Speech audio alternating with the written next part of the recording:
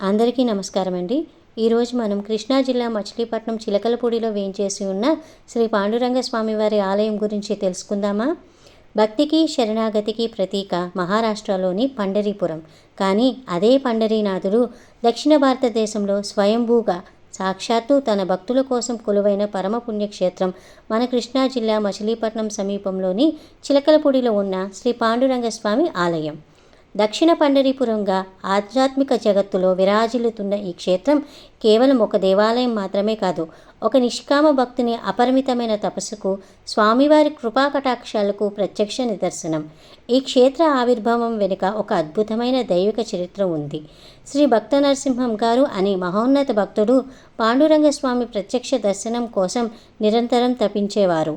ఆయన నిశ్చల భక్తికి మెచ్చి స్వప్నంలో సాక్షాత్కరించి శ్రీహరి చిలకలపూడిలో తనకి ఒక ఆలయాన్ని నిర్మించమని ఆదేశించారు. అలా గత శతాబ్దంలో భక్త నరసింహం గారి సంకల్పంలో వేలాది మంది భక్తుల సహకారంలో ఈ దివ్య ఆలయం నిర్మాణం రూపుదిద్దుకుంది. చిలకలపూడిలో పాండురంగుడి దైవిక రూపాన్ని దర్శిస్తే రెండు కళ్ళు చాలవు. పండరీపురంలో లాగానే ఇక్కడ కూడా భక్తులు స్వామివారి పాదాలను స్వయంగా స్పర్శించి పాద నమస్కారం చేసుకునే అరుదైన సదుపాయం ఉంది. ఈ ఆలయం ప్రాంగణంలోకి అడుగుపెట్టగానే ఎలాంటి మనోవ్యతలైనా తొలగిపోయి ఎనలేని ప్రశాంతత చేకూరుతుంది. ప్రతి సంవత్సరం కార్తీక మాసంలో వచ్చే కార్తీక శుద్ధ ఏకాదశి రోజున ఇక్కడ అత్యంత వైభవంగా బ్రహ్మోత్సవాలు జరుగుతాయి.